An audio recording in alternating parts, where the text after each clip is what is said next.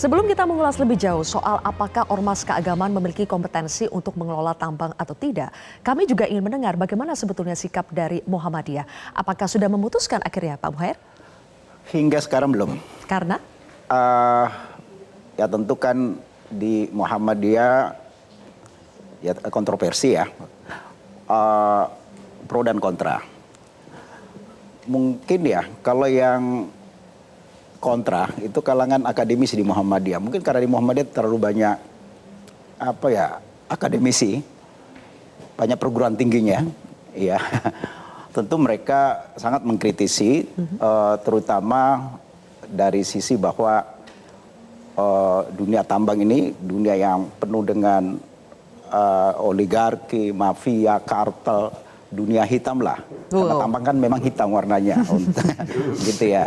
Kemudian merusak lingkungan, ya. Kemudian syarat dengan korupsi.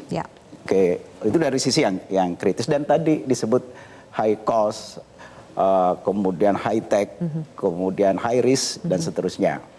Nah, di sisi lain yang belum kita ini di Muhammadiyah kan itu kan kolektif kolegial.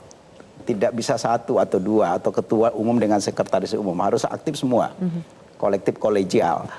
Dan di sisi lain yang pro tentu punya argumentasi yang sangat kuat juga. Mereka ini diwakili misalnya para saudagar, para pedagang, para pengusaha lah.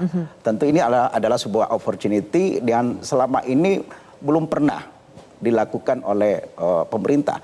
Bahkan mereka mempersepsikan bahwa saatnya ini menegakkan pasal 33. Pasal 33 itu salah satunya ya ayat 1 itu kan kalau dalam agama disebut syirkah. Bahwa berasas-asas kekeluargaan. Artinya kita mengelola alam ini secara bersama-sama tidak boleh diberikan privilege, keistimewaan pada kelompok tertentu. Dan selama ini tambang itu kan memberi privilege atau favoritisme pada pelaku usaha tertentu. Maka muncul sebuah oligarki. Apakah tambang hanya diserahkan begitu saja kepada segelintir orang? Maka ruang terbuka bagi ormas, bagi koperasi itu sangat lebar. Disinilah peran ayat 2 melakukan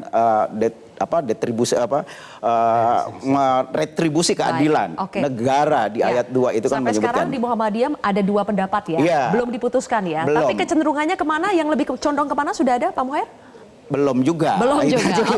Jadi mudarat. Kalau begitu. Tapi memang ada pendekatan-pendekatan informal kita lakukan ya. Jadi pendekatan informal dari pihak pemerintah juga melakukan pendekatan ke kita. Kita juga sudah melobi.